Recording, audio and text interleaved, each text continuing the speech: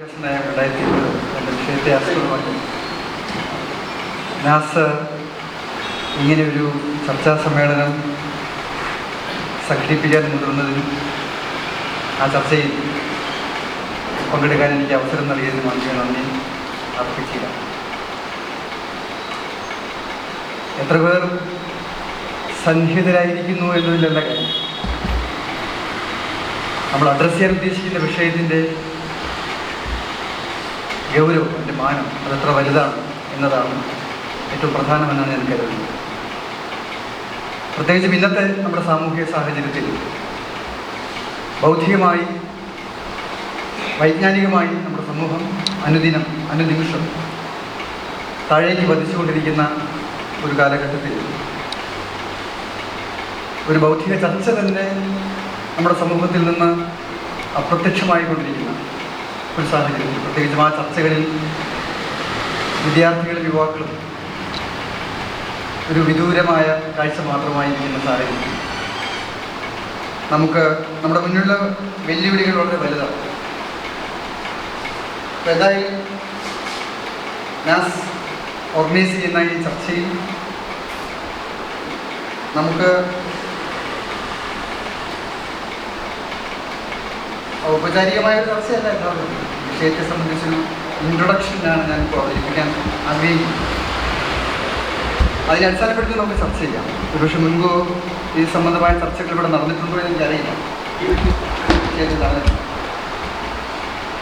അപ്പം അങ്ങനെയാണെങ്കിൽ പ്രാഥമികമായി തന്നെ കുറച്ച് കാര്യങ്ങൾ പറഞ്ഞുകൊണ്ട് ആരംഭിക്കാം. അത് ഒന്നാമത് വിൻസെൻ്റ് മാളിയേക്കൽ സാർ പറഞ്ഞ കാര്യത്തിലുള്ളൊരു ചെറിയ കറക്ഷൻ അത് പറഞ്ഞുകൊണ്ട് ആരംഭിക്കണമെന്ന് എനിക്ക് തോന്നുന്നു. കാരണം ദേശീയ വിദ്യാഭ്യാസ നയം പാർലമെൻറ്റിൽ പാസ്സാക്കിയതിൻ്റെ 2 വർഷങ്ങൾക്ക് ശേഷമെന്നാണ് സാർ പറഞ്ഞത്. വസ്തുതാപരമായിട്ട് അത് ശരിയല്ല. ദേശീയ വിദ്യാഭ്യാസ നയം 2020 പാർലമെൻറ്റ് പാസ്സാക്കിയിട്ടില്ല. പാർലമെൻറ്റിൽ അവതരിപ്പിച്ചിട്ടില്ല, പാർലമെൻറ്റിൽ ചർച്ച ചെയ്തിട്ടില്ല. അപ്പോൾ പാർലമെൻറ്റിൽ അവതരിപ്പിക്കാതെ ചർച്ച ചെയ്യാതെ പാസ്സാക്കുന്ന ഒരു നയം അത് എത്രത്തോളം ജനാധിപത്യ വിരുദ്ധമാണെന്ന് പറയേണ്ടതില്ല. ഒരു വിദ്യാഭ്യാസ നയം തലമുറയെ അല്ലെങ്കിൽ തലമുറകളെ ബാധിക്കുന്നു. അത്രയുമേറെ പ്രത്യാഘാതങ്ങൾ ഉണ്ടാക്കുന്നൊരു കാര്യമാണ്. ഒരു സമൂഹത്തെ വാർത്തെടുക്കുന്നതിൽ നിർണായകമായ സംഭാവനകൾ ചെയ്യുന്ന ഒരു നയമാണ് ദേശീയ വിദ്യാഭ്യാസ നയം, പ്രത്യേകിച്ചും ദേശീയ തലത്തിൽ. പക്ഷെ ആ നയം ജനാധിപത്യപരമായിരിക്കും. നമ്മൾ ജനാധിപത്യ മതേതര വിദ്യാഭ്യാസം, ശാസ്ത്രീയ വിദ്യാഭ്യാസം എന്നൊക്കെ നമ്മൾ പറയുമ്പോൾ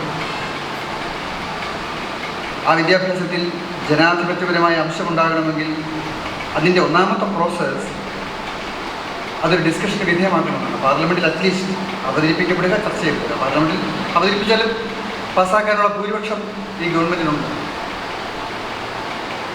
പക്ഷെ അതവർ ഒഴിവാക്കി. കാരണം ഇത് ചർച്ച ചെയ്യാൻ പോലും പറ്റാത്തത്. നമ്മുടെ രാജ്യം പതിറ്റാണ്ട് കൊണ്ട് പടുത്തുയർത്തിയ വിദ്യാഭ്യാസത്തിൻ്റെ അടിസ്ഥാനങ്ങളെ ഒരു ഡൈനാമിക് വെച്ച് തകർക്കുന്ന നയമാണ് ദേശീയ വിദ്യാഭ്യാസ നയം. ഒരു ഡൈനാമിക് പാറ പൊട്ടിക്കാൻ നമ്മൾ ഡൈനാമിക് ഒരുപാട് മാലപ്പടക്കങ്ങൾ, ഏറുപടക്കങ്ങളൊക്കെ ഉണ്ട് വിദ്യാഭ്യാസ രംഗത്ത്. പക്ഷെ അതിൻ്റെ അടിസ്ഥാനങ്ങളെ തകർത്ത് കളയുന്നു ദേശീയ വിദ്യാഭ്യാസ നയം എന്നതാണ് നമ്മളെ അലോസരപ്പെടുത്തുന്ന, അസ്വസ്ഥപ്പെടുത്തുന്ന കാര്യം. എന്താണ് അടിസ്ഥാനം? ഞാൻ നേരത്തെ ഇവിടെ സൂചിപ്പിച്ച ദേശീയമായ ജനാധിപത്യപരമായ ശാസ്ത്രീയമായ മതേതരമായ ഉള്ളടക്കമുള്ള സാർവത്രികമായ വിദ്യാഭ്യാസം. അതാണല്ലോ നമ്മുടെ ഭരണഘടന ഉറപ്പു നൽകുന്നത്. സാർവത്രികവും സൗജന്യവുമായ വിദ്യാഭ്യാസം up to the highest stage എന്നാണ് നമ്മുടെ ഭരണഘടന നമുക്ക് വാഗ്ദാനം ചെയ്യുന്നത്. പക്ഷെ ആ വാഗ്ദത്ത വിദ്യാഭ്യാസം നമ്മുടെ നാട്ടിൽ നിലവിലില്ല. പകരം ദേശീയ വിദ്യാഭ്യാസ നയം നമ്മുടെ ഭരണഘടനയിൽ പറഞ്ഞ യൂണിവേഴ്സൽ എഡ്യൂക്കേഷൻ, സാർവത്രികമായ വിദ്യാഭ്യാസം, യൂണിവേഴ്സൽ എഡ്യൂക്കേഷൻ ഫോർ ഓൾ എന്ന മുദ്രാവാക്യം എടുത്ത് ചവിട്ടുകുട്ടയിട്ടത്. അവർ പാസ്സാക്കിയ നാഷണൽ എഡ്യൂക്കേഷൻ പോളിസി 2020 ആണ്. ഈ ഡോക്യുമെന്റിൽ അവർ പറയുന്നു യൂണിവേഴ്സൽ ലിറ്ററസി ആൻഡ് ന്യൂമറസിയാണ് അത് എലിമെൻ്ററി എഡ്യൂക്കേഷനിലെ ഒബ്ജക്റ്റീവ് ലക്ഷ്യമായി വെക്കുന്നത്. അപ്പോൾ എഡ്യൂക്കേഷൻ, വിദ്യാഭ്യാസം എടുത്തു കളയും, പകരം അതിനെ പരിമിതപ്പെടുത്തുന്നു, അതിനൊരു ലിറ്ററസി ലെവലിലേക്ക് കൊണ്ടുവരുന്നു. നമ്പർ 1. നമ്പർ 2, ഭാഷ പഠിക്കാതെ നമുക്കൊരു വിദ്യാഭ്യാസം ആരംഭിക്കാനാണ്. ഏത് വിഷയം പഠിക്കണമെങ്കിലും ഭാഷാ പരിജ്ഞാനം എന്ന് പറഞ്ഞാൽ പോലെ ഭാഷയിൽ സാമാന്യമായ അറിവ്, വൈഭവം അല്ലെങ്കിൽ സ്കില്ലുകൾ, നൈപുണ്യങ്ങൾ ആവശ്യമാണ്. പക്ഷെ ദേശീയ വിദ്യാഭ്യാസ നയം അക്ഷരം പഠിപ്പിക്കാൻ നിർദ്ദേശിക്കുന്നില്ല. മാതൃഭാഷയോ അതല്ലെങ്കിൽ ഇംഗ്ലീഷോ പഠിപ്പിക്കാൻ നിർദ്ദേശിക്കുന്നില്ല. ഇപ്പം നമ്മുടെ നാട്ടിൽ ചോദിക്കുമ്പോൾ അങ്ങനെയാണെങ്കിൽ നമ്മുടെ നാട്ടിലും കേരളത്തിലും അക്ഷരം പഠിപ്പിക്കുന്നില്ല. അപ്പോൾ അത് 2020 ജൂലൈ 26-ാം തീയതി പാസ്സാക്കിയ ദേശീയ വിദ്യാഭ്യാസ നയം വന്നതിന് ശേഷമല്ലല്ലോ. വളരെ ശരിയാണ്. 1996-ൽ ലോകബാങ്ക് ആവിഷ്കരിച്ചതും കേരളത്തിൽ നടപ്പാക്കി തുടങ്ങിയതുമായ പാഠ്യപക്ഷ പരിഷ്കരണം 96-ലെ പാഠ്യപക്ഷ പരിഷ്കരണം ഒരു വിഷയങ്ങളിൽ പലർക്കും ഓർമ്മയുണ്ടാവും. നമ്മളതിനെ DPEP എന്നാണ്. DPEPയുടെ ഭാഗമായി വന്ന പാഠ്യപദ്ധതി പരിഷ്കാരത്തിന് തുടർന്ന് അക്ഷരപഠന രീതിയിൽ മാറ്റം വരും, നേരിട്ടുള്ള ടീച്ചിങ് മെത്തേഡ്സിൽ മാറ്റം വരും. ക്രമേണ പാഠപുസ്തകങ്ങളിൽ അക്ഷരമാല എടുത്തു മാറ്റി. പകരം അവർ കൺസ്ട്രക്റ്റിവിസം കൊണ്ടുവന്നു. അതായത് കുട്ടികൾ അറിവിൻ്റെ നിർമ്മാതാക്കളാണ് എന്നാണ് വേൾഡ് ബാങ്ക് പറഞ്ഞത്, DPEP പറഞ്ഞത്. അത് തന്നെയാണ് ദേശീയ വിദ്യാഭ്യാസ നയം 2020 ഡോക്യുമെൻറ്റ് നമ്മൾ പോകുമ്പോൾ നമ്മളതിൽ വളരെ സുവ്യക്തമായി കാണുന്നൊരു കാര്യം, ദേശീയ വിദ്യാഭ്യാസ നയം പറയുന്നു കുട്ടി, അതിനകത്ത് നമ്മൾ ഈ നേരത്തെ പറഞ്ഞ അറിവിൻ്റെ ഉടമകളായിട്ടുള്ള കുട്ടികളെ സംബന്ധിച്ച് അവിടെ ഒരു കൺസ്ട്രക്റ്റിവിസ്റ്റ് അപ്രോച്ച് എടുത്താൽ മതി. ജ്ഞാന നിർമ്മിതിവാദം എന്നാണ് മലയാളത്തിൽ അതിൻ്റെ വക്താക്കൾ അതിനെ വിശേഷിക്കും. ജ്ഞാനം, അറിവ് നിർമ്മിക്കുവാൻ കഴിവുള്ള കുട്ടി. അപ്പോൾ അങ്ങനെ അറിവ് നിർമ്മിക്കാൻ കുട്ടിക്ക് നൈസർഗികമായ കഴിവുകൾ ഉണ്ടെങ്കിൽ ആ കുട്ടിയെ നമ്മൾ പഠിപ്പിക്കേണ്ടതില്ല, ഭാഷ പഠിപ്പിക്കേണ്ടതില്ല, അക്ഷരം പഠിപ്പിക്കേണ്ടതില്ല. കാരണം അക്ഷരം കുട്ടി കണ്ടെത്തും. അപ്പോൾ നമ്മുടെ വിദ്യാഭ്യാസ ബോധനശാസ്ത്രത്തിൽ നിലവിലുണ്ടായിരുന്ന ഡിസ്കവറി മെത്തേഡ്, ഡിസ്കവറി ലേണിംഗ് അല്ലെങ്കിൽ self learning mechanism, activity oriented എന്നൊക്കെ പറയുന്ന വിദ്യാഭ്യാസത്തിലുണ്ടായിരുന്ന പഴയ സങ്കല്പങ്ങൾ. പക്ഷെ ആ സങ്കല്പങ്ങൾക്ക് അവർ പുതിയ വ്യാഖ്യാനം ശ്രമിച്ചു. അവർ പറഞ്ഞു കുട്ടി ഒഴിഞ്ഞ പാത്രമല്ല, അറിവിൻ്റെ നുറകുടമാണ്. അപ്പോൾ അതുകൊണ്ട് കുട്ടിയെ നമ്മൾ അക്ഷരമായിട്ട് പഠിപ്പിക്കേണ്ടതില്ല, മറിച്ച് ആശയങ്ങൾ പഠിപ്പിച്ചാൽ മതി എന്ന സങ്കല്പം അവതരിപ്പിച്ചു. അപ്പോൾ പുതിയ ദേശീയ വിദ്യാഭ്യാസ നയം ഈ കൺസ്ട്രക്റ്റിവിസ്റ്റ് അപ്രോച്ചിനെ അടിസ്ഥാനപ്പെടുത്തി ഒരു പുതിയ ബോധന സമ്പ്രദായം അവതരിപ്പിക്കുമ്പോൾ അത് പുതിയ എന്ന് പറഞ്ഞ് നമുക്ക് മാറ്റി വയ്ക്കാം. കാരണം അത് പുതിയതല്ല. അത് കഴിഞ്ഞ 1-2 ദശാബ്ദക്കാലമായി നമ്മുടെ കേരളത്തിലും നമ്മുടെ രാജ്യത്തും പരീക്ഷിച്ചുകൊണ്ടിരിക്കുന്നത്, പ്രത്യേകിച്ചും കേരളത്തിൽ ഈ വിദ്യാഭ്യാസ പരീക്ഷണങ്ങളുടെ ഒരു പരീക്ഷണശാലയായി വേൾഡ് ബാങ്ക് തിരഞ്ഞെടുത്തതും നടപ്പാക്കപ്പെട്ടതുമായ ഒരു വിദ്യാഭ്യാസ പരീക്ഷണശാലയിൽ അതിൻ്റെ മൂശയിൽ വാർത്തെടുക്കപ്പെട്ട ആശയങ്ങൾ എന്ന നിലയ്ക്ക് ആശയം അവതരണ രീതി വന്നു. ആശയം കുട്ടിക്ക് കൊടുക്കുക, അതാണ് ഇപ്പോൾ നടന്നുകൊണ്ടിരിക്കും. ഇപ്പോൾ നമ്മുടെ പാഠപുസ്തകങ്ങളിൽ അക്ഷരമാലയില്ല. കഴിഞ്ഞ ഒരു 1.5 ദശാബ്ദക്കാലമായിട്ടില്ല. 2008 മുതൽ പ്രത്യേകിച്ചില്ല. അപ്പോൾ നമ്മളൊരു വിദ്യാഭ്യാസ നയത്തെപ്പറ്റി ചിന്തിക്കുമ്പോൾ ഒരു തലമുറയ്ക്ക് വിദ്യാഭ്യാസം നമ്മളെങ്ങനെ കൊടുക്കും?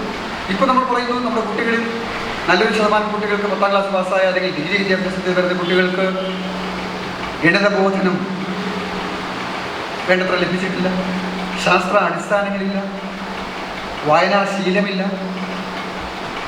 ഭാഷയിൽ പരിജ്ഞാനമില്ല, തെറ്റുകൂടാതെ എഴുതാനറിയില്ല, മാതൃഭാഷയുടെ കാര്യത്തിൽ വളരെ പിന്നാക്കാവസ്ഥയിലാണ്. മാതൃഭാഷയിൽ മാത്രമല്ല ഇംഗ്ലീഷിൽ പിന്നാക്കാവസ്ഥയിലാണ്. ശാസ്ത്ര ആഭിമുഖ്യമില്ല എന്നതുകൊണ്ട് കേരളത്തിലെ കോളേജുകളിൽ സീറ്റുകൾ ഒഴിഞ്ഞു കിടന്നു. ഇന്ന് മലയാള മനോരമ പ്രസിദ്ധീകരിച്ചിട്ടുണ്ടല്ലോ, കേരള യൂണിവേഴ്സിറ്റിയിൽ, കണ്ണൂർ യൂണിവേഴ്സിറ്റിയിൽ, MG യൂണിവേഴ്സിറ്റിയിൽ ഒഴിഞ്ഞു കിടക്കുന്ന 10,000-കണക്കിന് സീറ്റുകളെല്ലാം കേരള ചരിത്രത്തിലാകെ സംഭവിച്ചിട്ടുണ്ട്. എന്തുകൊണ്ട് എന്ന് ചർച്ച ചെയ്യാൻ നമ്മൾ മറ്റു കാര്യങ്ങൾ ആലോചിക്കണം. കുട്ടികൾ മൈഗ്രേറ്റ് ചെയ്തു, കേരളം വിടുന്നു. കേരളത്തിൽ ചെറുപ്പക്കാരില്ല, വിദ്യാർത്ഥികളില്ല. ഏതെങ്കിലും തലത്തിൽ അക്ഷരം പഠിച്ചു കഴിഞ്ഞാൽ 4 അക്ഷരം പഠിച്ചാൽ അവർ എത്രയും പെട്ടെന്ന് രാജ്യം വിടുക. അപ്പം ഉന്നത വിദ്യാഭ്യാസ രംഗത്തേക്ക് കടന്നു വരാൻ, ആ ഉന്നത വിദ്യാഭ്യാസ രംഗത്ത് ഏതെങ്കിലും അളവിൽ വൈജ്ഞാനികമായ ഒരു പ്രകടനം കാഴ്ചവെക്കാൻ വിദ്യാർത്ഥികൾക്ക് കഴിയാതെ പോകുന്നു എന്ന് പറഞ്ഞാൽ അതിൻ്റെ അടിസ്ഥാനം കുടികൊള്ളുന്നത് യഥാർത്ഥത്തിൽ DPEP മുതൽ തുടങ്ങി വന്ന അക്ഷരം പഠിപ്പിക്കാത്ത, ഭാഷ പഠിപ്പിക്കാത്ത, കവിത പഠിപ്പിക്കാത്ത, ചരിത്രം പഠിപ്പിക്കാത്ത, ശാസ്ത്ര ആഭിമുഖ്യം വളർത്താത്ത, ശാസ്ത്ര അഭിരുചി വളർത്താത്ത അശാസ്ത്രീയമായ ഒരു വിദ്യാഭ്യാസ നയത്തിൻ്റെ ദുരന്ത ഫലമാണ് നമ്മൾ അഭിമുഖീകരിക്കുന്നത്. പക്ഷെ ആ നയങ്ങളെ പുതിയ ദേശീയ വിദ്യാഭ്യാസ നയം എന്ന പേരിൽ പുതിയ എന്ന പേരിൽ വീണ്ടും അവതരിപ്പിക്കുന്നു. പഴയ വേദി പുതിയ കുപ്പിയിൽ അവതരിപ്പിക്കുന്നു എന്ന് മാത്രം. അതിന് കുറച്ചുകൂടി പുതിയ ചില സൈദ്ധാന്തികമായ പരിവേഷങ്ങൾ നൽകിയിരിക്കുന്നു എന്നുള്ളതാണ്. അപ്പോൾ ഞാൻ പറഞ്ഞു വരുന്നത്, അങ്ങനെ ഒരു നയം നമ്മുടെ രാജ്യത്ത് നടപ്പാക്കുമ്പോൾ ആ നയം എത്രത്തോളം വിനാശകരമായിരിക്കുമെന്നതാണ് യഥാർത്ഥത്തിൽ നമ്മൾ ചിന്തിക്കേണ്ടത്. ദേശീയ വിദ്യാഭ്യാസ നയം 2020 എന്തിന് എന്ന് ചിന്തിക്കുമ്പോൾ ഈ നയം രാജ്യവ്യാപകമായി നടപ്പാക്കപ്പെടുമ്പോൾ എന്തായിരിക്കും സംഭവിക്കുന്നത്? ഞാനിപ്പോൾ ഈ ചർച്ച നമ്മൾ നടത്തുന്നത് ദേശീയ വിദ്യാഭ്യാസ നയം നടപ്പാക്കാൻ ആരംഭിച്ച് 3 വർഷങ്ങൾക്ക് ശേഷമാണ് എന്നുള്ളത്. ദേശീയ വിദ്യാഭ്യാസ നയം നടപ്പിലാക്കിയതിനു ശേഷം നമ്മുടെ രാജ്യം അഭിമുഖീകരിക്കുന്ന, പൊതുവിദ്യാഭ്യാസ രംഗത്ത് അഭിമുഖീകരിക്കുന്ന പ്രശ്നത്തെ മുൻനിർത്തി നമുക്ക് ഡിസ്കഷൻ ആരംഭിക്കാം. കേന്ദ്ര ഗവൺമെൻറ് അവതരിപ്പിച്ചിരിക്കുന്ന സ്കൂൾ റാഷണലൈസേഷൻ പോളിസി പ്രകാരം സ്കൂളുകളെ യുക്തിസഹമാക്കുക എന്ന് പറയുന്ന നയം പ്രകാരം സ്കൂളുകൾ മെർജ് ചെയ്തുകൊണ്ടിരിക്കുക, അഥവാ ക്ലോസ് ഡൗൺ ചെയ്തുകൊണ്ടിരിക്കുക. ഏറ്റവും പുതിയ റിപ്പോർട്ട് പ്രകാരം 2018 മുതൽ 2021 വരെയുള്ള കാലഘട്ടത്തിലെ റിപ്പോർട്ട് അനുസരിച്ച് 50,000 സ്കൂളുകൾ, സർക്കാർ സ്കൂളുകൾ അടച്ചുപൂട്ടി നമ്മുടെ രാജ്യത്ത്. നമുക്ക് എത്ര പേർക്ക് അറിയാം? 50,000 സ്കൂളുകൾ അടച്ചുപൂട്ടി കഴിഞ്ഞു 2021 റിപ്പോർട്ട് പ്രകാരം. പക്ഷേ 2022 റിപ്പോർട്ട്, ഏറ്റവും പുതിയ കേന്ദ്ര റിപ്പോർട്ട് പ്രകാരം അതിനുശേഷം 20,000 സ്കൂളുകളിൽ കൂടി അടച്ചു. എന്നുവെച്ചാൽ 70,000 സ്കൂളുകൾ ഔദ്യോഗികമായി ഇന്ത്യ രാജ്യത്ത് അടച്ചുപൂട്ടിയിരിക്കുന്നു. 15.9 ലക്ഷം സ്കൂളുകൾ ഉണ്ടായിരുന്നിടത്ത് ഇപ്പോൾ 14.89% സ്കൂളുകൾ മാത്രമാണ് അവശേഷിക്കുന്നത് എന്നതാണ് നമ്മുടെ കൺമുന്നിൽ നിൽക്കുന്ന ഒരു സ്റ്റാറ്റിസ്റ്റിക്സ്. സ്കൂളുകൾ ക്ലോസ് ഡൗൺ ചെയ്യും. മധ്യപ്രദേശിൽ, മഹാരാഷ്ട്രയിൽ, ഗുജറാത്തിൽ, ആന്ധ്രാപ്രദേശിൽ, കർണാടകയിൽ ക്ലോസ് ഡൗൺ ചെയ്യും. കേരളത്തിൽ കുട്ടികൾ എണ്ണം കുറഞ്ഞു വരുന്ന, 1 കുട്ടികൾ, 3 കുട്ടികൾ, 4 കുട്ടികൾ മാത്രമുള്ള 100 കണക്കിന് സ്കൂളുകൾ ഉണ്ടായി. അപ്പോൾ ഇത് പ്രശ്നത്തിൻ്റെ അടിസ്ഥാന കാരണങ്ങളിലേക്ക് ഇറങ്ങാൻ ദേശീയ വിദ്യാഭ്യാസ നയത്തിൽ പറയുന്നുണ്ട്, there is a severe learning crisis in the field of education എന്ന് പറയുന്നതാണ് കസ്തൂരിരംഗൻ കമ്മീഷൻ റിപ്പോർട്ട് ആരംഭിക്കുന്നത്. ശരിയാണ്, there is a crisis. അവർ ക്രൈസിസ് ഓഫ് ലേണിംഗ് എന്നാ പറയും. നമ്മൾ ഈ ഡോക്യുമെന്റ് പരിശോധിച്ചാൽ എല്ലായിടത്തും ലേണിംഗ് എന്ന പദം മാത്രമാണ് കാണുന്നത്. ലേണിംഗ് നിങ്ങൾ ഡോക്യുമെന്റ് മുഴുവൻ പരിശോധിക്കും, എവിടെയും ടീച്ചിങ്ങിന്റെ പ്രാധാന്യം പറയില്ല. എന്താണ് വിദ്യാഭ്യാസം? നമുക്കെല്ലാവർക്കും പറയാം, വിദ്യാഭ്യാസം എന്ന് പറഞ്ഞാൽ അതൊരു ടീച്ചിങ് ലേണിംഗ് പ്രോസസ്സാണ്. അഭേദ്യമായ പ്രക്രിയ. ബോധനം, പഠനം, പഠിപ്പിക്കുക, ഇത് രണ്ടും കൂടി ചേരുമ്പോഴാണ് എഡ്യൂക്കേഷൻ വരുന്നത്. പക്ഷേ ഒരു അട്ടിമറി സംഭവിച്ചിരിക്കുന്നു. ഞാൻ നേരത്തെ പറഞ്ഞല്ലോ, ഡൈനാമിക് ഉപയോഗിച്ച് ഒരു സിസ്റ്റത്തെ തകർത്ത് കളയുന്നു. അത് ടീച്ചിങ് ലേണിംഗ് പ്രോസസ്സിനെ തകർത്ത് കളഞ്ഞു എന്നുള്ളതാണ്.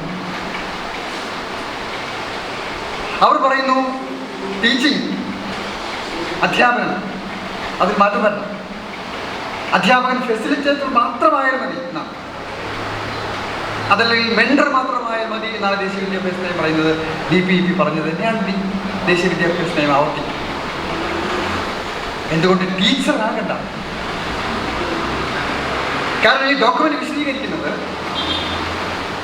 ടീച്ചിങ് ലേണിംഗ് പ്രോസസ്സിനെ അട്ടിമറിക്കുന്നതിനും ടീച്ചിങ്ങിലൂടെ ഒരു തലമുറ ആർജിച്ച സഞ്ചിതമായ വിജ്ഞാനം മറ്റൊരു തലമുറയ്ക്ക് പകർന്നു കൊടുക്കുന്ന ആ മഹത്തായ പ്രക്രിയ, വിദ്യാഭ്യാസം എന്ന് പറയുന്ന പ്രക്രിയയെ ഇല്ലാതാക്കാൻ വേണ്ടിയിട്ടാണ്.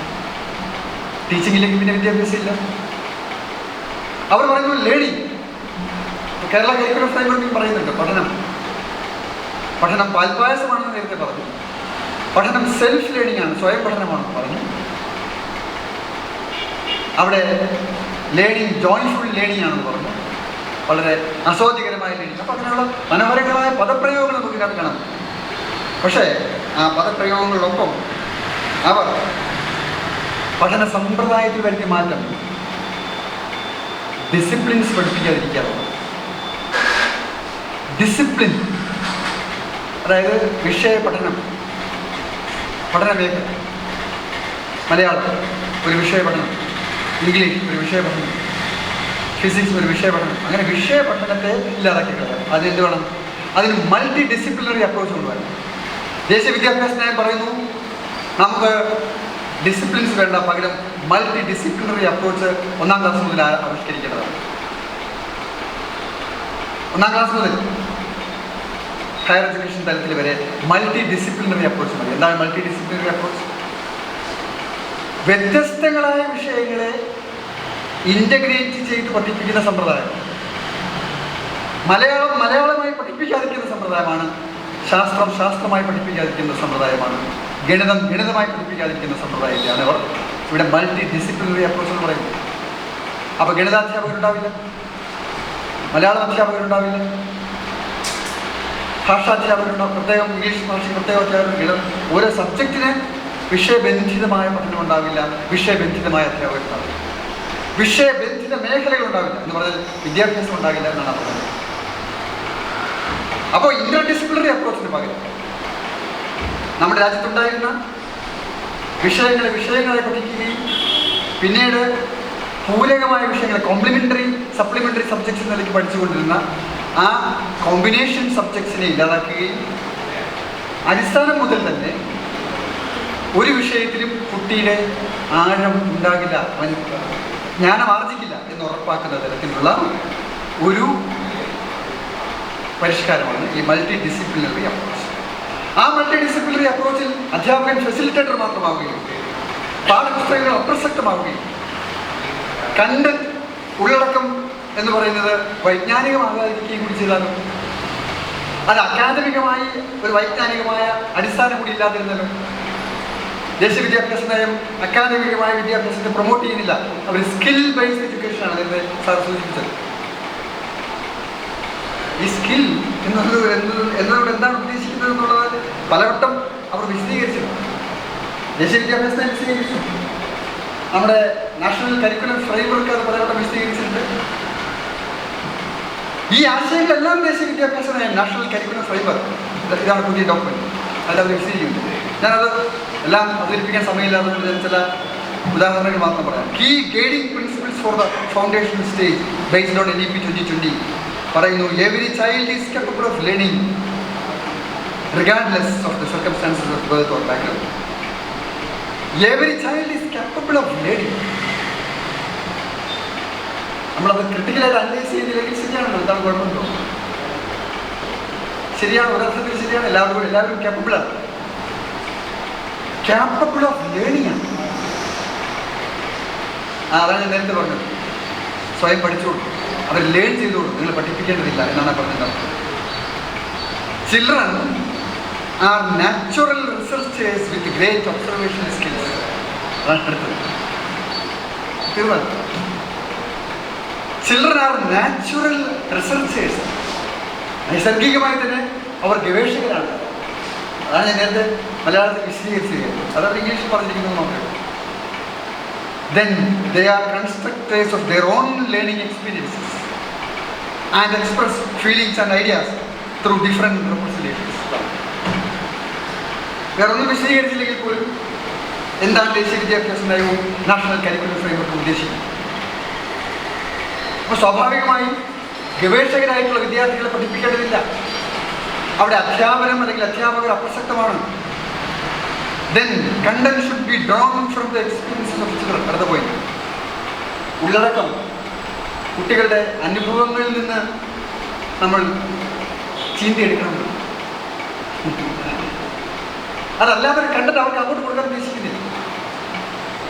അപ്പൊ അത് പരിസര പഠനമാണ്, അനുഭവാധിഷ്ഠിത പഠനമാണ്, അവനവൻ്റെ തൊഴിൽ മേഖലയുമായി ബന്ധപ്പെട്ടതാണ്.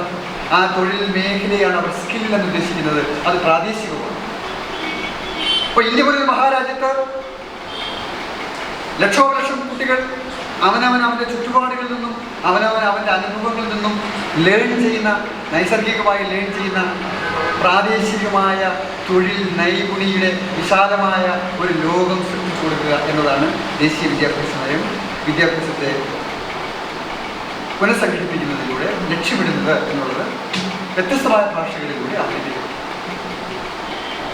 Then content should be suited to the development needs of children and should provide several opportunities for fantasy, storytelling, art, music and play.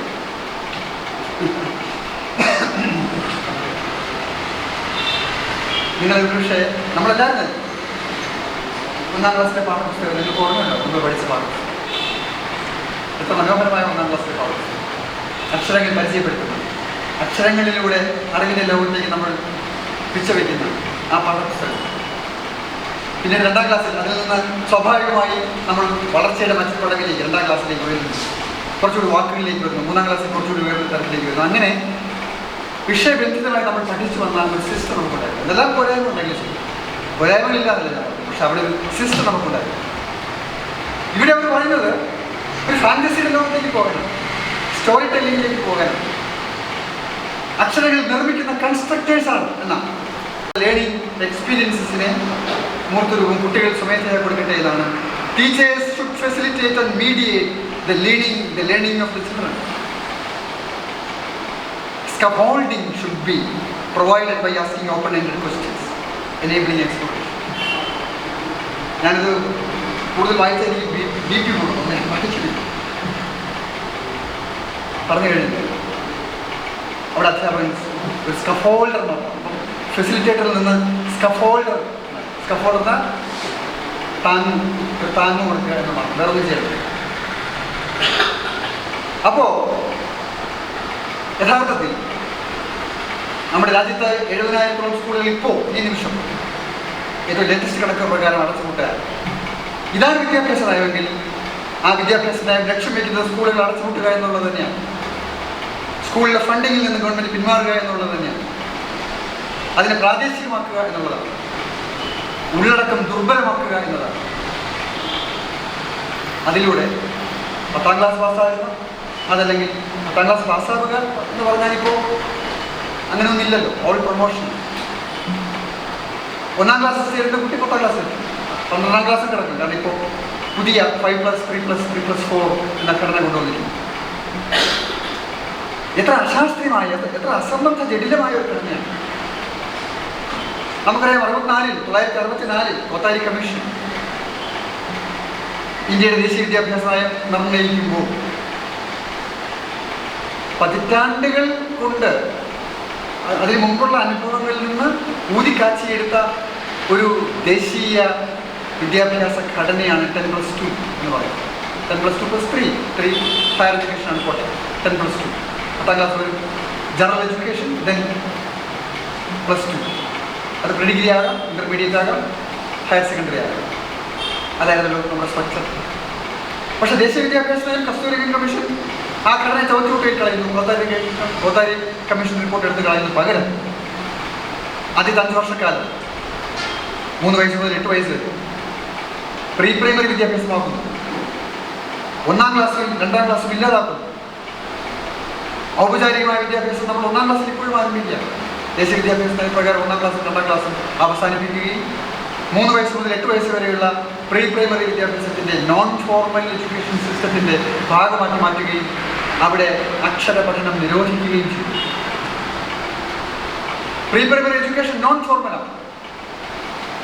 അവിടെ റീഡിങ് റൈറ്റിംഗ് അരിത്തമെറ്റിക്സ് പറ്റത്തില്ല. 3 hours നമ്മൾ പറയുന്നത് ഔപചാരികമായി ആരംഭിക്കാൻ കഴിയില്ല. വിദ്യാഭ്യാസത്തിൻ്റെ അടിസ്ഥാന ത്രയങ്ങൾ 3 hours എത്ര പ്രധാനമാണെന്ന് നമുക്ക് അവർക്ക് പറയാം. എടുത്തു കളയും. പിന്നെ 8ാമത്തെ വയസ്സിലാണ് യഥാർത്ഥത്തിൽ 3ാം ക്ലാസ്സിൽ മുതലേ ദേശീയ വിദ്യാഭ്യാസ നയപ്രകാരം ഔപചാരികമായ വിദ്യാഭ്യാസം പാഠപുസ്തകത്തെ അടിസ്ഥാനപ്പെടുത്തി ഒരു അധ്യാപകനെ ക്ലാസ് മുറിയിൽ കിട്ടി കുട്ടിക്ക് പഠനം ആരംഭിക്കാൻ പറ്റും എന്ന് പറഞ്ഞാൽ, ഒരു കുഞ്ഞ് ജനിച്ച് അവൻ്റെ മസ്തിഷ്ക വികാസത്തിൻ്റെ ഏകദേശം 83% കടന്നതിന് ശേഷം ദേശീയ വിദ്യാഭ്യാസ നയം പറയുന്നുണ്ടല്ലോ, 83% of the brain development occurs prior to the age of 6 എന്നല്ലേ അത് എഴുതി. നമ്മൾ പറഞ്ഞതല്ല, കസ്തൂരി രംഗൻ എഴുതി വെച്ചിട്ടുള്ളതാണ് ഈ ഡോക്യുമെൻ്റ് എഴുതി വെച്ചിരിക്കുന്ന കാര്യം. അപ്പം ബ്രെയിൻ ഡെവലപ്പ് ചെയ്യുന്ന ഒരു സ്റ്റേജിൽ അക്ഷരം പഠിപ്പിക്കരുത് എന്ന് പറയുന്ന വിരോധാഭാസത്തെ നേരിടുകയാണ്. എന്തുകൊണ്ട്? അങ്ങനെയാണെങ്കിൽ ആ സിദ്ധാന്തപ്രകാരം ഈ ദേശീയ വിദ്യാഭ്യാസ നയത്തിൽ പറയുന്ന സിദ്ധാന്തപ്രകാരം അങ്ങനെയാണെങ്കിൽ 5ാമത്തെ വയസ്സിലോ 4ാമത്തെ വയസ്സിലോ അക്ഷരം പഠിപ്പിച്ച് തുടങ്ങണം നമ്മുടെ കുട്ടികളെ.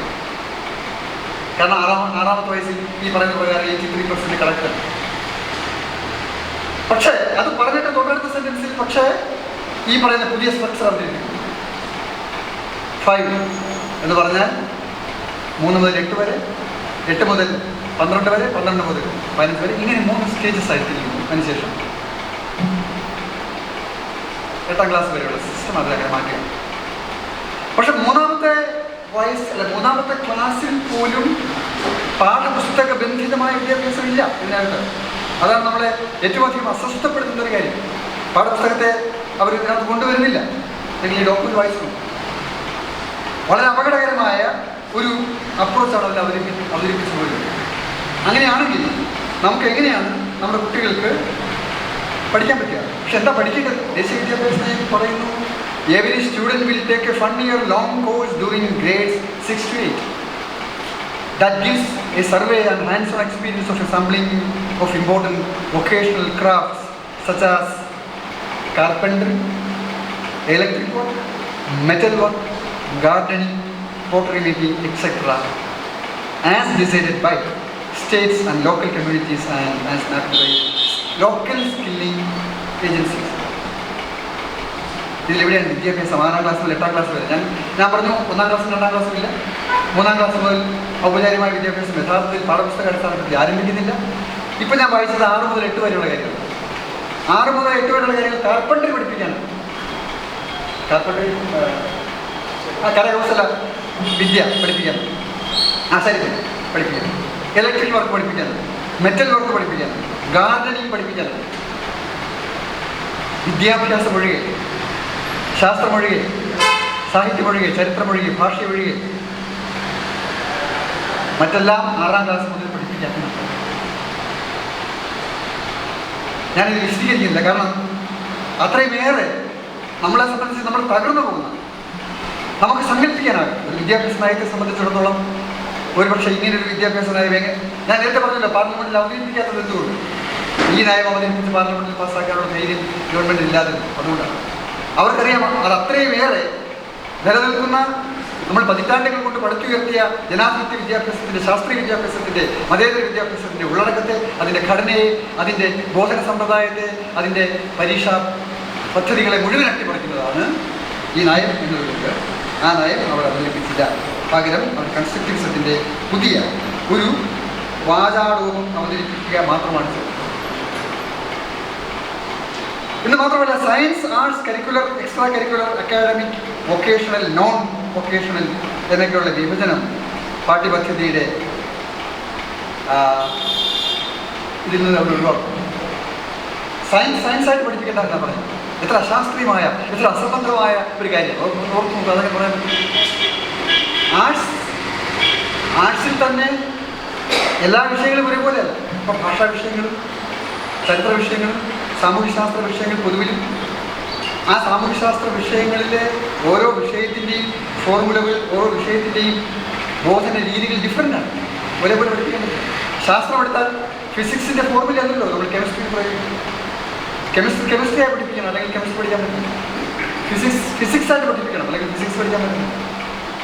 ജിയോളജി ആയിട്ട് പഠിക്കണം, ജോഗ്രഫി ആയിട്ട് പഠിക്കണം. അങ്ങനെയാണ്.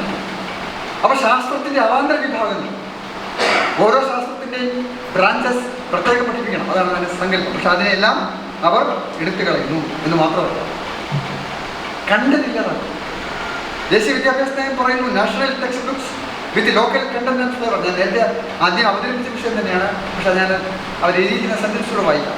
ദ റിഡക്ഷൻ, എങ്ങനെ റെഡ്യൂസ് ചെയ്യണമെന്ന് പാഠഭാഗങ്ങളുടെ എടുത്തുകളായി. ഇപ്പോൾ മഹാത്മാഗാന്ധി പഠിപ്പിക്കേണ്ട തീരുമാനിച്ചു, ദേശീയ നവോത്ഥാന ചരിത്രം എടുത്തുകൾ, പരിണാമ സിദ്ധാന്തം പഠിപ്പിക്കേണ്ട തീരുമാനിച്ചു, മുഗൾ കാലഘട്ടം പഠിപ്പിക്കേണ്ട തീരുമാനിച്ചു, ജനാധിപത്യം 11ാം ക്ലാസ്സിലെ ജനാധിപത്യത്തെ അവതരിപ്പിക്കുന്ന ഒരു ചാപ്റ്റർ പൂർണ്ണമായിട്ട് എടുത്തുകൾ. Reduction, the reduction in and increase flexibility of school curriculum content and the renewed emphasis on constructivist rather than rote learning. അതാണ് ഞാൻ പറഞ്ഞത്. അപ്പോൾ ഈ പദപ്രയോഗങ്ങളിലൂടെ ചരിത്ര പാഠഭാഗങ്ങൾ എടുത്തുകളെ അടിസ്ഥാന ശാസ്ത്രം പഠിപ്പിക്കാതാവും. അതുകൊണ്ടാണ് ഡിഗ്രി ക്ലാസ്സുകളിൽ ഇപ്പോൾ കുട്ടികളില്ല. ശാസ്ത്രം പഠിക്കാതെ ശാസ്ത്രത്തിൽ റിസർച്ച് ചെയ്യാൻ, അല്ലെങ്കിൽ ഹയർ എഡ്യൂക്കേഷനിൽ റിസർച്ച് ചെയ്യുന്ന ഒരാളും വരില്ല. അപ്പോൾ റിസർച്ച് പ്രവർത്തനങ്ങളെ വരെ അട്ടിമറിക്കുവാൻ ഈ നയങ്ങൾക്ക് കഴിയുന്നു എന്നതാണ് നമ്മൾ കാണേണ്ടത് പ്രധാനപ്പെട്ട കാര്യം. എന്ന് മാത്രമല്ല, ടോട്ടൽ പ്രൈവറ്റൈസേഷനിലേക്ക് നയിക്കുക. ദേശീയ വിദ്യാഭ്യാസ നയം പറയുന്നു textbook materials would be funded by public private partnerships and crowd sourcing that incentives experts to write such high quality textbooks at the cost price. State will prepare their own curriculum. പറയുന്നത്. അപ്പോൾ ഇതിനകത്ത് ഈ public private partnership അത് പ്രൈവറ്റൈസേഷനിലേക്ക് നയിക്കുന്നതിൻ്റെ ഭാഗമായിട്ടാണ്. അവർ government funded institutions കുറയുന്നു. എന്ന് മാത്രമല്ല, content എന്താണ് അവരുടെ ഒബ്ജക്റ്റീവ്സ് പറയുന്നത്? To promote local knowledge, to promote local knowledge, പ്രാദേശികമാണ്, തദ്ദേശീയമാണ്. ഇപ്പോൾ ആദിവാസിയെ സംബന്ധിച്ച് ആദിവാസിയുടെ ജീവിത സാഹചര്യങ്ങളും അവൻ്റെ വിജ്ഞാനവും പ്രൊമോട്ട് ചെയ്താൽ മതി. അവൻ ലോകവിജ്ഞാനത്തിൻ്റെ വാതായനങ്ങൾ അവൻ മുന്നിൽ തുറന്നു കൊടുക്കരുത് എന്നാണ് ഈ പറഞ്ഞത്. To promote local knowledge and expertise, school complexes will be encouraged and indeed will be supported with suitable resources to hire local eminent persons or experts as specialized instructors in various subjects such as traditional, local arts, vocational crafts, entrepreneurship, agriculture, etc. etc. അപ്പോൾ നമ്മൾ ഈ വാക്കുകളിലൂടെ കടന്നു പോയാൽ, ഇപ്പോൾ നമ്മൾ ആദ്യത്തെ ഭാഗം ഞാൻ പറഞ്ഞു, അത് ലോക്കൽ നോളജ് പ്രൊമോട്ട് ചെയ്യാനുള്ളതാണ്. 2 സ്കൂളുകളുടെ കോംപ്ലക്സ് ഉണ്ടാക്കുന്നത്. എന്താണ് സ്കൂൾ കോംപ്ലക്സ്? 5 സ്കൂളിൽ അല്ലെങ്കിൽ 10 സ്കൂളുകൾ ഒന്നിച്ച് ഒരൊറ്റ സ്കൂൾ മാനേജ്മെൻറ്റിന് കീഴിലേക്ക് കൊണ്ടുവരിക. ഞാൻ നേരത്തെ പറഞ്ഞല്ലോ, ഇന്ത്യയിൽ 70,000 സ്കൂളുകൾ അടച്ചുപൂട്ട് ചെയ്ത് ഈ സ്കൂൾ കോംപ്ലക്സ് അപ്രോച്ചിൻ്റെ അടിസ്ഥാനത്തിൽ. ഇപ്പോൾ മൂവാറ്റുപുഴയിൽ ഒരു പ്രത്യേക ഏരിയയിൽ 10 സ്കൂളുണ്ടെങ്കിൽ 10 സ്കൂളിൽ കുട്ടികൾ കുറവാണ്, അതുകൊണ്ട് 10 സ്കൂളിൻ്റെ ആവശ്യമില്ല, 4 സ്കൂൾ മതി എന്ന് തീരുമാനിക്കുകയാണെങ്കിൽ ആ 6 സ്കൂളുകൾ ക്ലോസ് ഡൗൺ ചെയ്യും. 10 സ്കൂളിൽ 100 അധ്യാപകരുണ്ടെങ്കിൽ അതിൽ 80 വരെ പിരിച്ചുവിടാം, ബാക്കി 20 അധ്യാപകർ വെച്ച് ഈ സ്കൂളുകൾ 4 സ്കൂളുകൾ റൺ ചെയ്യാൻ പറ്റും. സ്കൂൾ കോംപ്ലക്സ് അതാണ്. അപ്പോൾ ആ സ്കൂൾ കോംപ്ലക്സ് യഥാർത്ഥത്തിൽ വേൾഡ് ബാങ്ക് അവതരിപ്പിച്ചതും DPEP-യുടെ നടപ്പിലാക്കാൻ തുടങ്ങിയതുമായ പദ്ധതിയാണ് ദേശീയ വിദ്യാഭ്യാസ പ്രൊമോട്ട് ചെയ്യുന്നു. പക്ഷേ ആ സ്കൂൾ കോംപ്ലക്സുകളിലൂടെ ലോക്കൽ നോളജ് മാത്രം കൊടുത്താൽ മതി. അന്തർദേശീയമായ വിജ്ഞാനം വേണ്ട, ദേശീയമായ വിജ്ഞാനം വേണ്ട, ദേശീയ ചരിത്രാവബോധം വേണ്ട, ദേശീയ വിജ്ഞാനം വേണ്ട, ഒന്നും വേണ്ട. And indeed will be supported with suitable resources to hire local experts. ആരാണ്? ടീച്ചേഴ്സിൻ്റെ സ്ഥാനത്ത് അങ്ങനെയുള്ള സ്കൂളുകളിൽ നമുക്ക് ടു ഹയർ, വാടകയ്ക്ക് എടുക്കാൻ പറ്റും ലോക്കൽ എമിനന്റ് പേഴ്സൺസ്, പൗരപ്രമുഖന്മാരെ വാടകയ്ക്ക് എടുക്കാൻ. ആരാണ് ഈ പൗരപ്രമുഖർ എന്നതിനെ സംബന്ധിച്ച് ചർച്ച ഇപ്പോൾ കേരളത്തിൽ നടന്നുകൊണ്ടിരിക്കുകയാണ്. അവിടെ ഞാൻ അതിലേക്ക് കിടക്കുന്നു. ആ പൗരപ്രമുഖന്മാരെ നമുക്ക് വാടകയ്ക്ക് എടുത്ത് അധ്യാപകരാക്കി ക്ലാസ് നടത്താൻ അനുവാദം കൊടുക്കാം എന്നാണ് ദേശീയ വിദ്യാഭ്യാസം. വളരെ കഷ്ടം എന്നേ പറയേണ്ടതുള്ളൂ. നമ്മൾ എങ്ങോട്ടേക്കാണ് നമ്മുടെ ദേശീയ വിദ്യാഭ്യാസ നയം പൊയ്ക്കൊണ്ടിരിക്കുന്നത് എന്നുള്ളതും നമ്മൾ ചർച്ച ചെയ്യേണ്ടുന്ന ഒരു പ്രധാനപ്പെട്ട കാര്യമാണ്. എന്ന് മാത്രമല്ല, അധ്യാപക വിദ്യാഭ്യാസം ഇതോടെ ദേശീയ വിദ്യാഭ്യാസ നയം അവസാനിപ്പിക്കാൻ ഉദ്ദേശിക്കുന്നു. ഇത് പഠിപ്പിക്കാൻ BEd കോഴ്സുകളുടെ ആവശ്യമില്ല, MEd കോഴ്സുകളുടെ ആവശ്യമില്ല, TTC പോലും ആവശ്യമില്ല. ലോക്കൽ എമിനന്റ് പേഴ്സൺസിനെയും ലോക്കലി ട്രെയിൻഡ് വോളണ്ടിയേഴ്സിനെ നിയോഗിക്കാമെന്നാണല്ലോ ദേശീയ വിദ്യാഭ്യാസ നയം പറയുന്നത്. Instead of teachers, instead of appointing permanent teaching faculties, അവർ പറയുന്നു ഈ പറയുന്ന ലോക്കൽ എമിനന്റ് പേഴ്സണാലിറ്റീസിനെ ഹയർ ചെയ്യാം. അങ്ങനെയാണെങ്കിൽ ദേശീയ വിദ്യാഭ്യാസ നയം 5.27 വളരെ അപകടകരമായ നിർദ്ദേശം. എന്താണ്? Finally, in order to fully restore the integrity of the teacher education system, the thousands of substandard standalone teacher education institutions across the country will be shut down as soon as possible. ഞാനത് വായിച്ചിട്ട് പലവട്ടം ഞാൻ എനിക്ക് വിശ്വസിക്കാനായി. നമ്മുടെ B Ed സെന്ററുകളൊക്കെ അടച്ചുകൂട്ടാം as soon as possible എന്നാണ് പറഞ്ഞിരിക്കുന്നത്. Thousands of teacher education centers will be shut down. ദേശീയ വിദ്യാഭ്യാസം. എനിക്കത് കണ്ണുകളെ വിശ്വസിക്കാൻ കഴിയില്ല. കാരണം ഞാനിത് വായിച്ചതാണ്. നമ്മുടെ 484 പേജുള്ള കസ്തൂരിരംഗൻ കമ്മീഷൻ റിപ്പോർട്ടിൽ ഇതിനേക്കാൾ രൂക്ഷമായ ഭാഷണത്തെ എഴുതിയിട്ടുണ്ട്. പക്ഷെ അത് പാസ്സാക്കപ്പെട്ട രേഖയിൽ നമ്മളിതിനെതിരെ നമ്മൾ കൊടുത്ത മെമ്മോറണ്ടമുണ്ട്. ഒരു teacher education institutions shut down ചെയ്യാൻ പാടില്ല. ടീച്ചർ എഡ്യൂക്കേഷൻ സ്ട്രെങ്തൻ ചെയ്യണം. ഇതായിരുന്നുള്ള നമ്മൾ മുന്നോട്ട് വെച്ച റെക്കമെൻഡേഷൻ. അതൊക്കെ ചവിട്ടുകുട്ടികൾക്കാണ്.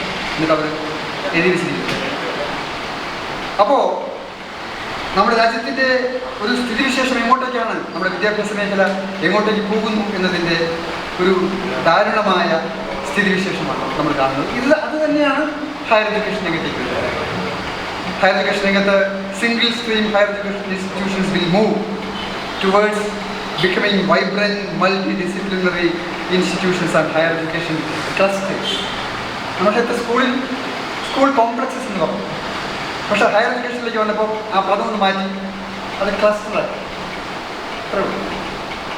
അപ്പോൾ സ്കൂൾ കോംപ്ലക്സുകളാണ് സ്കൂളുകളെ അടച്ചുപൂട്ടാൻ അവർ ഉപയോഗിക്കുന്ന തന്ത്രമെങ്കിൽ ഹയർ എഡ്യൂക്കേഷൻ ഇൻസ്റ്റിറ്റ്യൂഷൻസിനെ ക്ലോസ് ഡൗൺ ചെയ്യാൻ ക്ലസ്റ്ററുകൾ ഫോം ചെയ്യുക എന്നതാണ്.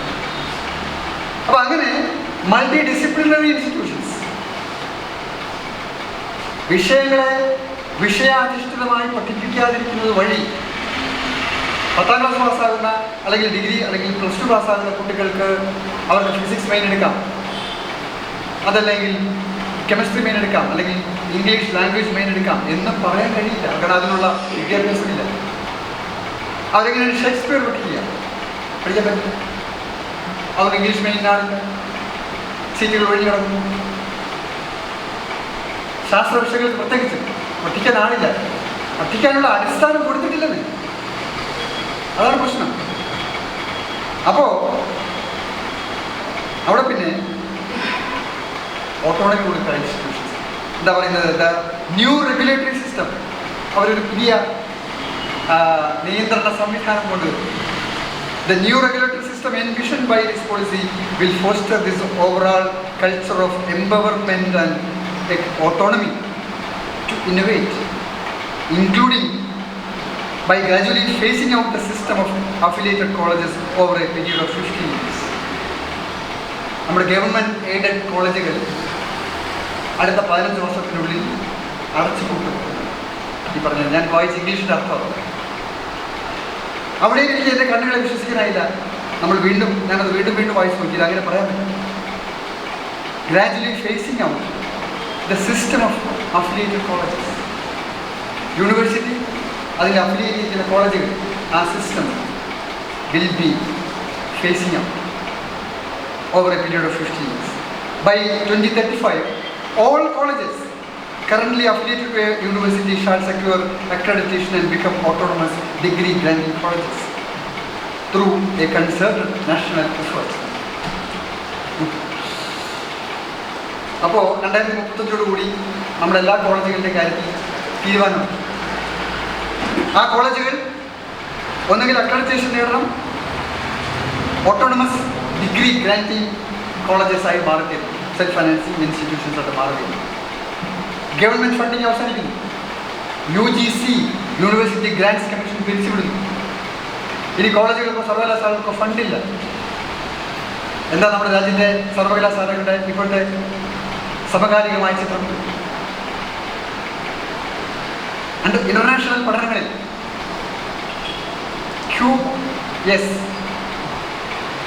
ഹൊറൈസൺ സൈമൺ എന്ന് പറയുന്ന റിപ്പോർട്ടാണ് ഇന്റർനാഷണൽ ലെവലിൽ വരുന്നത്. അതിൽ ഇന്ത്യയുടെ സ്ഥാനം 177 177 ബാംഗ്ലൂർ IIT.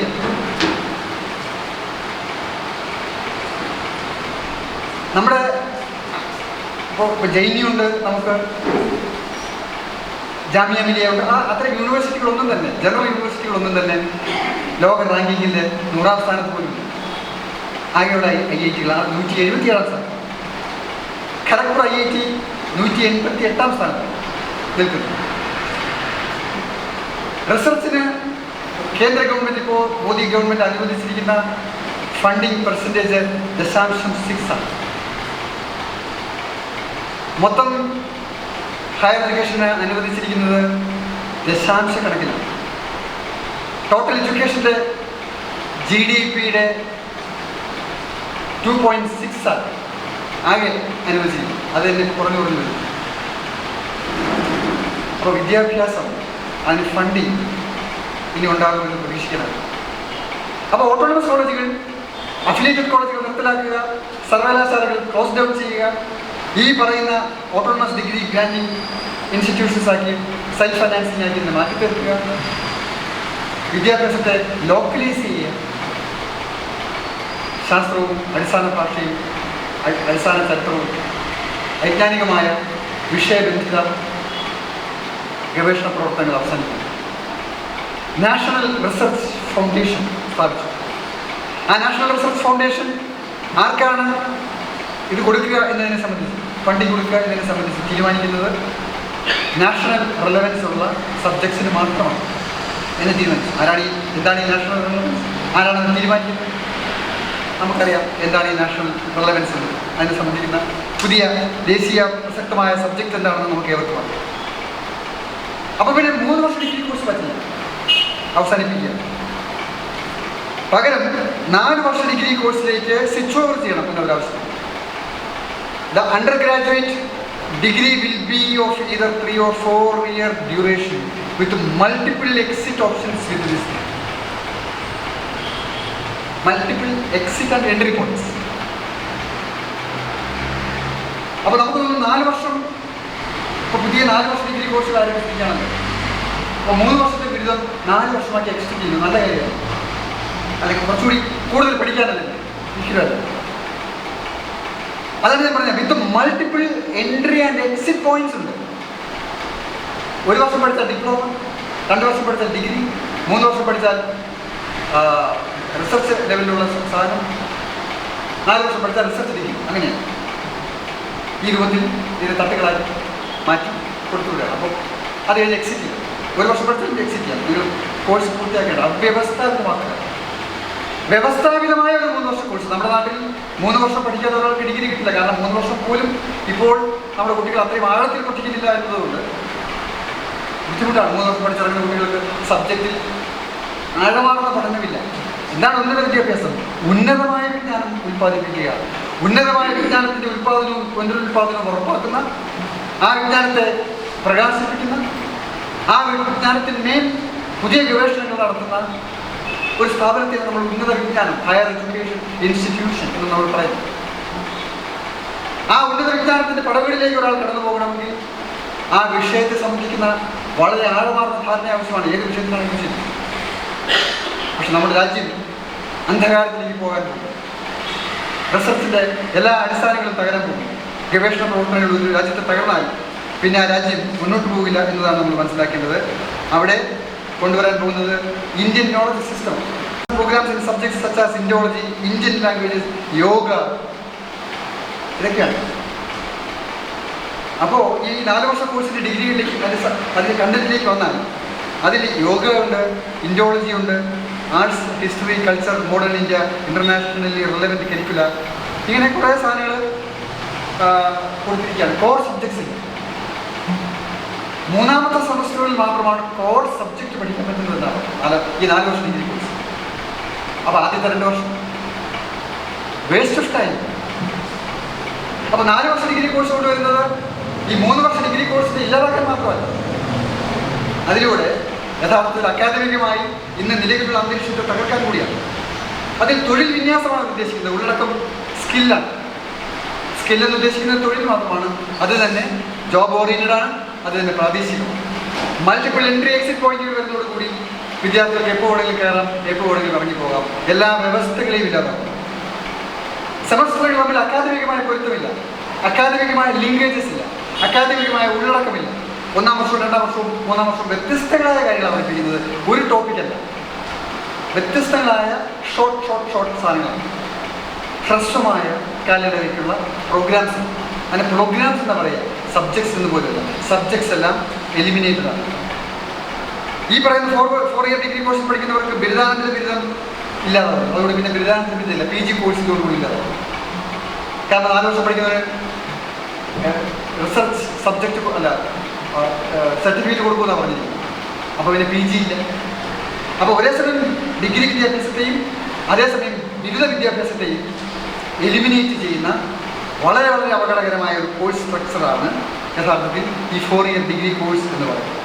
അതിലൂടെ ഈ മൾട്ടി ഡിസിപ്ലിനറി സബ്ജക്റ്റ് എന്ന സമ്പ്രദായത്തിലൂടെ സർവകലാശാലയുടെ നിലനിൽപ്പ് അപകടത്തിലാണ്. പിന്നെ ഇതിലൂടെ ഇങ്ങനെയാണ് പോകുന്നതെങ്കിൽ ഒരു സർവകലാശാല എങ്ങനെ പ്രവർത്തിക്കും? സർവകലാശാലയ്ക്ക് പിന്നെ ഒരു നിശ്ചിതമായ നിലനിൽപ്പില്ല. കാരണം നിശ്ചിതമായ കോഴ്സ് ഘടനയില്ല, നിശ്ചിതമായ പഠന സമ്പ്രദായമില്ല. അത് അവ്യവസ്ഥാപിതമാകുന്നതോടുകൂടി അതിൻ്റെ അടിസ്ഥാനത്തിലൊരു മൂല്യനിർണ്ണയ സമ്പ്രദായമോ അതിനെ അടിസ്ഥാനപ്പെടുത്തിയൊരു പരീക്ഷയും ഫലപ്രഖ്യാപനവും ആവശ്യമില്ലാതെ വരും. ഏകീകൃതമായ ഒരു യൂണിവേഴ്സിറ്റി എക്സാമിനേഷൻ സിസ്റ്റം അപ്രസക്തമാകും. അപ്പോൾ യൂണിവേഴ്സിറ്റി എന്ന് നമ്മൾ ഇന്ന് പറയും ഏതെങ്കിലും അളവിൽ സർവകലാശാലയുടെ ഒരു സ്കെലിറ്റനാണ് നിലവിലുള്ളത്, അത് മാത്രമേ ഉള്ളൂ. ആ സ്കെലിറ്റൻ കൂടി അവർ ദേശീയ വിദ്യാഭ്യാസ നയം 2031 കൂടി അവസാനിപ്പിക്കാൻ ഉദ്ദേശിക്കുന്നു എന്നാണ് ഞാൻ ഇതിൽ നിന്നും നമുക്ക് എത്തിച്ചേരാവുന്ന നിഗമനം എന്ന് മാത്രമല്ല, അതിനെ അടിസ്ഥാനപ്പെടുത്തി the national skills qualification framework will be detailed further for each discipline, vocation, profession എന്നാണ് ദേശീയ വിദ്യാഭ്യാസത്തെ പറയുന്നത്. നാഷണൽ സ്കിൽ ക്വാളിഫിക്കേഷൻ ഫ്രെയിംവർക്കാണ്. നോക്കൂ, നാഷണൽ എഡ്യൂക്കേഷൻ ഫ്രെയിംവർക്കായിരുന്നു നമ്മൾ ഇക്കാലം മാത്രമേ ഇവിടെ ആയിരുന്നത്. എഡ്യൂക്കേഷൻ ആയിരുന്നു, വിദ്യാഭ്യാസമായിരുന്നു. വിദ്യാഭ്യാസത്തെ അവസാനിപ്പിക്കുന്നു ദേശീയ വിദ്യാഭ്യാസമായിരുന്നു. എന്നാൽ സ്കിൽ ക്വാളിഫിക്കേഷൻ ഫ്രെയിംവർക്ക് കൊണ്ടുവരുന്നു. ആ ക്വാളിഫിക്കേഷൻ ഫ്രെയിംവർക്കിൽ earn by you learn project കൊണ്ടുവരുന്നു. ഉച്ചവരെ ക്ലാസ്, ഉച്ചയ്ക്ക് ശേഷം വർക്ക്ഷോപ്പുകൾ കോളേജുകൾ ആരംഭിക്കാമെന്ന് പറയുന്നു. അതിനെ വർക്ക്ഷോപ്പുകളാക്കി പരിവർത്തിപ്പിക്കുന്നു. അവിടെ ഒരു തരത്തിലുള്ള ക്യാമ്പസ് അറ്റ്മോസ്ഫിയർ ഉണ്ടാകില്ല എന്ന് ഉറപ്പാക്കുന്നു. ജനാധിപത്യ അന്തരീക്ഷം അടിമുടി തകർത്തുകളായി. കോൺട്രാക്ട് ടീച്ചിങ് സ്റ്റാഫിനെ കൊണ്ടുവരുന്നു. പെർമനന്റ് ടീച്ചിങ് സ്റ്റാഫ് എക്കാലത്തേക്കുമായി അവസാനിപ്പിക്കുന്നു. ദേശീയ വിദ്യാഭ്യാസ നയത്തിൽ എവിടെയും പെർമനന്റ് ടീച്ചർ എന്ന കൺസെപ്റ്റ് അവതരിപ്പിക്കുന്നില്ല. അല്ലെങ്കിൽ ഈ ഡോക്യുമെന്റ് ഒന്നും വായിച്ചു എവിടെയും അവതരിപ്പിക്കുന്നു. പകരം ഈ ഫ്രെയിംവർക്കാണ് അവർ പറയുന്നത്. The framework will also facilitate mobility across general and vocational education. അപ്പോൾ വൊക്കേഷണൽ എഡ്യൂക്കേഷൻ എന്ന് പറയുമ്പോൾ തെറ്റിദ്ധരിക്കേണ്ട, this is nothing but vocationalisation of the existing academic education എന്നാണ് പറയുന്നത്. ഇതിൻ്റെ അടിസ്ഥാനപരമായ വ്യത്യാസം, അക്കാദമികമായ വിദ്യാഭ്യാസത്തെ വൊക്കേഷണലൈസ് ചെയ്യുന്നു, തൊഴിലധിഷ്ഠിതമാക്കുന്നതിനാണ്. അല്ലാതെ തൊഴിൽ പഠനം വേറെ കൊടുക്കുന്നതല്ല. നമുക്ക് തൊഴിൽ പഠിപ്പിക്കാൻ IIT-കളുണ്ട്, IT-കളുണ്ട്, പോളിടെക്നിക്കുകളുണ്ട്, ഒരുപാട് തൊഴിൽ പഠിപ്പിക്കാനുള്ള സ്ഥാപനങ്ങൾ ധാരാളമുണ്ട്. പക്ഷെ മഹാരാജാസ് കോളേജ് വേണ്ട, ഗവൺമെന്റ് എയ്ഡഡ് കോളേജുകൾ വേണ്ട എന്നാണ് പറഞ്ഞതിൻ്റെ അർത്ഥം. അക്കാഡമിക് കോഴ്സുകളും കോളേജുകളും ആവശ്യമില്ല. അതിനെ അവരില്ലാതാക്കാനാണ് ഈ പറയുന്ന ഫ്രെയിംവർക്ക് കൊണ്ടുവരുന്നത് എന്നതുകൂടി നമ്മൾ മനസ്സിലാക്കണം. എന്ന് മാത്രമല്ല, ഞാൻ ധാരാളം കാര്യങ്ങളുണ്ട്, നമുക്ക് സമയം അവസാനിക്കുന്നു എന്നുള്ളതുകൊണ്ട് ഞാനതിൻ്റെ മറ്റു വിഷയങ്ങളിലേക്ക് കടക്കുന്നില്ല. ഇതിൽ ഓരോ സബ്ജക്റ്റായി എടുത്താൽ, ഓരോ ടോപ്പിക്കായി എടുത്താൽ, ഇപ്പോൾ മെഡിക്കൽ വിദ്യാഭ്യാസത്തെ വളരെ വളരെ അപകടകരമായ രീതിയിൽ അവർ ഇൻ്റഗ്രേറ്റ് ചെയ്ത് ഉദ്ദേശിക്കുന്നു. അലോപ്പതിയും ആയുർവേദവും യുനാനിയും സിദ്ധ വൈദ്യവും എല്ലാം കൂടെ ചേർത്തുകൊണ്ട് ആയുഷ് കൊണ്ടുവരുന്നു. ആയുഷ് കൊണ്ടുവരുന്നത് മാത്രമല്ല, പ്യുവർ അലോപ്പതി ചികിത്സ, പ്യുവർ അലോപ്പതി ഡോക്ടർമാരുണ്ടാകില്ല എന്ന് ഉറപ്പുവരുത്തുന്ന വിധത്തിലുള്ള പുതിയ മെഡിക്കൽ അപ്രോച്ചാണ് ദേശീയ വിദ്യാഭ്യാസത്തിനെ അവതരിപ്പിക്കുന്നത്. മെഡിക്കൽ എഡ്യൂക്കേഷൻ സിസ്റ്റം ഇല്ലാതെ highly unscientific integration of medical സയൻസാണ് ഉദ്ദേശിക്കുന്നത്, മെഡിക്കൽ കോഴ്സസാണ് കൊണ്ടുവരുന്നത്. അത് മറ്റൊരു ടോപ്പിക്കാണ്, കടന്ന വിശദമായിട്ട് പോയിട്ട് വരും.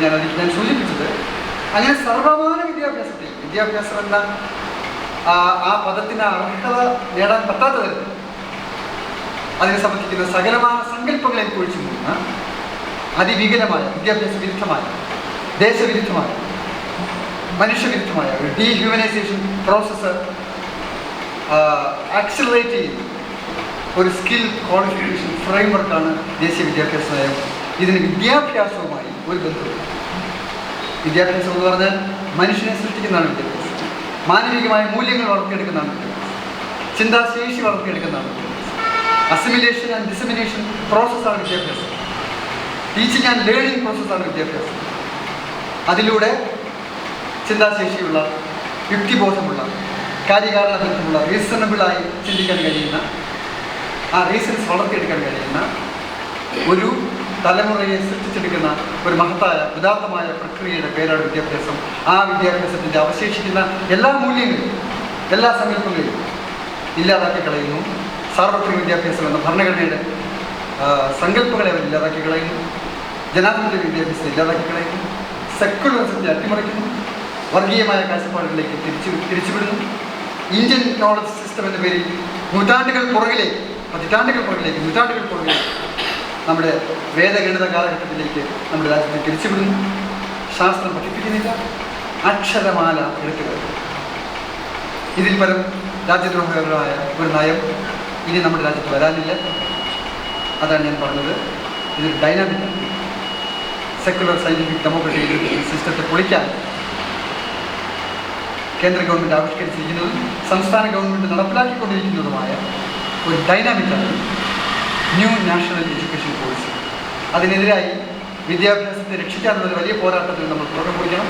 സേവ് എഡ്യൂക്കേഷൻ എന്ന മുദ്രാവാക്യമാണ് എനിക്ക് ഈ ചർച്ചയുടെ ഒടുവിൽ ഒരു മുദ്രാവാക്യം എന്ന നിലയ്ക്ക് നിങ്ങളുടെ മുന്നിൽ നൽകാനുള്ളത്. ആ മുദ്രാവാക്യം നിങ്ങൾ ഓരോരുത്തരുടെയും കൈകളിൽ, നിങ്ങളുടെ മനസ്സിൽ പ്രതിഷ്ഠിക്കാൻ ശ്രമിച്ചുകൊണ്ട് എൻ്റെ എളിയ വാക്കുകൾ അവസാനിപ്പിക്കുന്നു. ഇവിടെ ചർച്ച ചെയ്യാൻ ഈ അവസരം തന്നതിന് നന്ദി പ്രകാശിപ്പിക്കുന്നു. ഏവർക്കും അഭിവാദ്യം.